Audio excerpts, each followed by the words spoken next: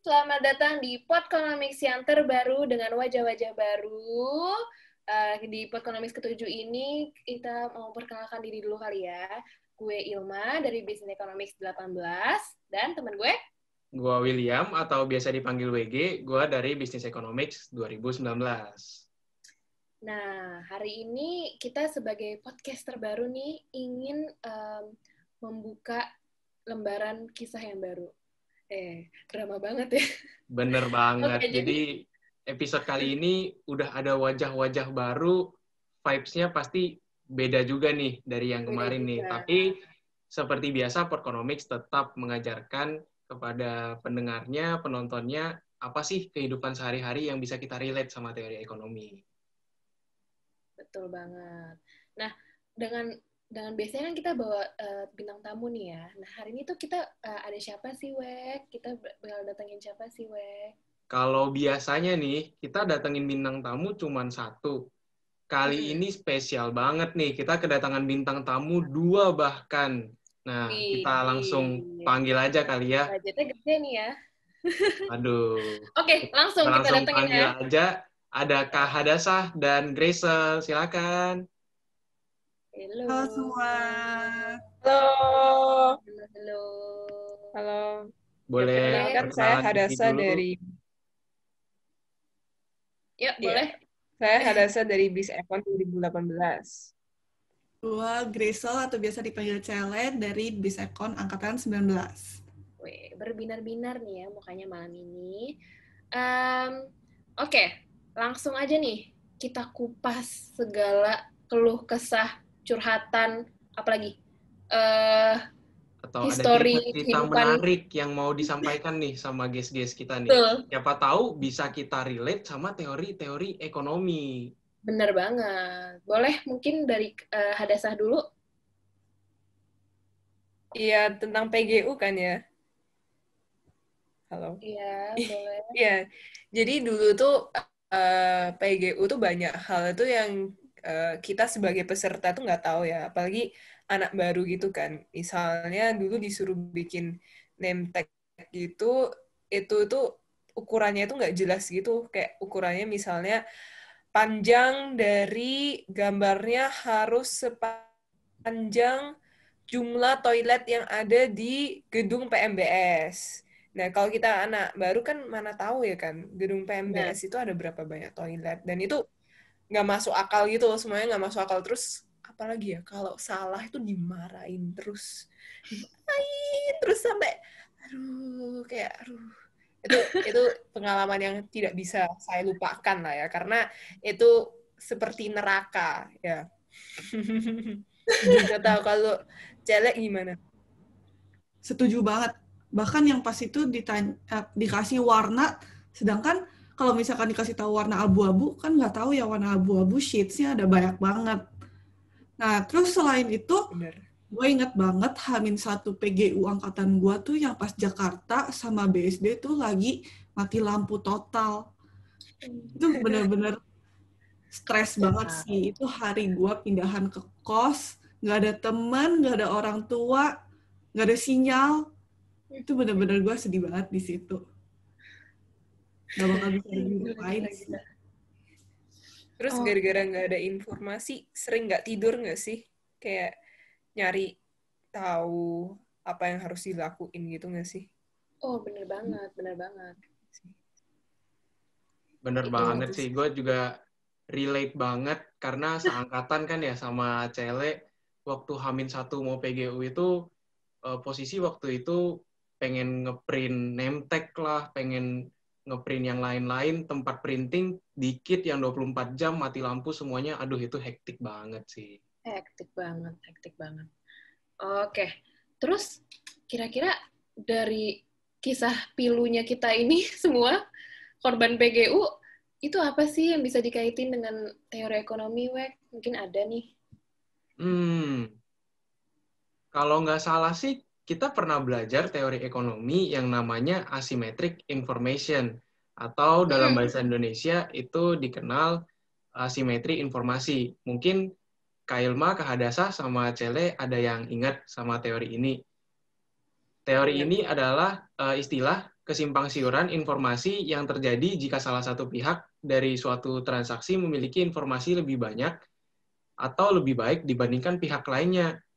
Di sini karena contohnya PGU, berarti dari pihak panitia PGU-nya memiliki informasi yang tentu lebih banyak dan lebih detail daripada calon-calon mahasiswa baru. Kalau di ekonomi kan umumnya biasanya pihak penjual yang memiliki informasi lebih banyak tentang produk yang dibandingkan pembeli, meski kondisi sebaliknya mungkin juga terjadi, sehingga terjadi tuh adanya kesimpang siuran informasi di antara mereka. Nah, di sini tuh kalau di PGU, ya berarti yang tadi tuh, kita sebagai calon mahasiswa baru, apalagi misal kalau kayak aku dulu tes Prasmul itu di Jogja, itu udah nggak di kampus, beda kota, nggak tahu bentuk kampus kayak gimana, kita juga nggak tahu mana ukurannya, ada yang jumlah lantai, jumlah toilet, kita nggak pernah ke kampus, nggak tahu bentuk kampus kayak gimana, itu asymmetric information banget kan, karena kita nggak tahu nih sebagai calon maba nih, kita bener-bener no clue banget kan, kita Buta banget lah ya. gimana, iya. Kalau Kak Ilma dulu ngerasain juga ya kayak gitu juga ya? Ngerasain banget sih, tapi itu kalau aku ya mungkin bedanya, untungnya tuh kakakku dulu kuliah di Prasmul juga gitu, jadi lumayan pernah lah sekali 2 kali ke kampus tuh, jadi udah rada tahu gitu bentukannya kayak apa, ada gedungnya apa aja, lantainya ada berapa gitu, jadi mungkin aku sisi yang lebih beruntung kali ya, karena aku punya info lebih banyak gitu di sini gitu. Nah, terus dari sini tuh kita bisa apa ya? Kita bisa ngelakuin apa sih, Wek, biar ini tuh bisa di-handle gitu. Kesimpang siuran informasi ini tuh bisa di-handle sama kita.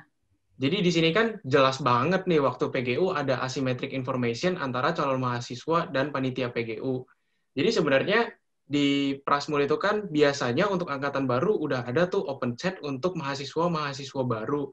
Di situ bisa banget sih calon-calon mahasiswa baru, dan mungkin ada beberapa panitia PGU yang ikut dalam open chat itu bisa untuk mungkin panitia PGU-nya waktu sharing-sharing tugasnya, misal ukurannya perlu ini, perlu itu, berapa ukurannya itu, soal-soal teka-teki yang harus dipecahin apa aja, calon-calon mahasiswa bisa tuh ngumpul di situ tuh, yang pernah ke kampus bisa banget tuh sharing-sharing ke mahasiswa-mahasiswa yang tesnya nggak di kampus dan tesnya di luar pulau bahkan. Jadi ketika ada mahasiswa yang punya informasi lebih, boleh banget tuh sharing sama mahasiswa yang informasinya mungkin lebih kurang tuh daripada yang udah pernah tes di kampus. Jadi sama rata gitu ya?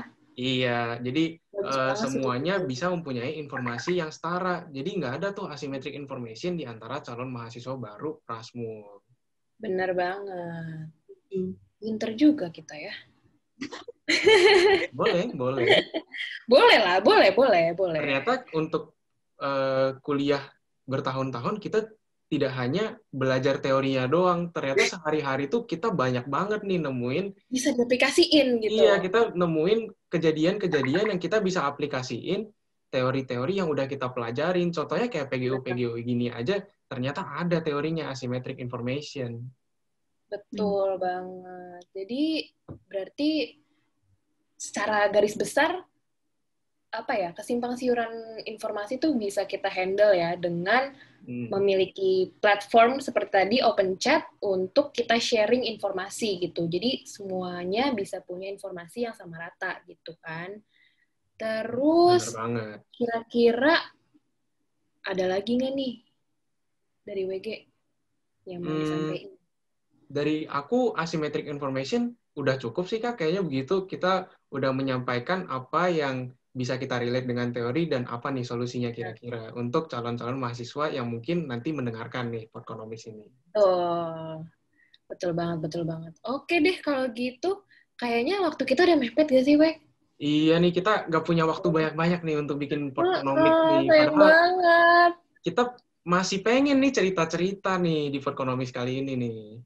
Oke, kalau gitu mungkin kita bisa ngobrol di Podconomics selanjutnya kali ya. Kita bisa ngobrol tentang hal yang lain, yang lebih seru-seru lagi gitu. Mungkin terima kasih juga untuk Cele dan Hadasa yang udah mau datang ke Podconomics kita hari ini, udah jadi guest star yang cantik-cantik. WG bisa ketemu cewek-cewek baru. Oke, kalau gitu terima kasih juga untuk yang pada udah mau nonton Podconomics kita hari ini dengan wajah-wajah yang baru. Semoga kalian gak bakal bosan nonton kita selanjutnya. Oke, see you next round. See you di Podconomics selanjutnya. Bye. Bye-bye.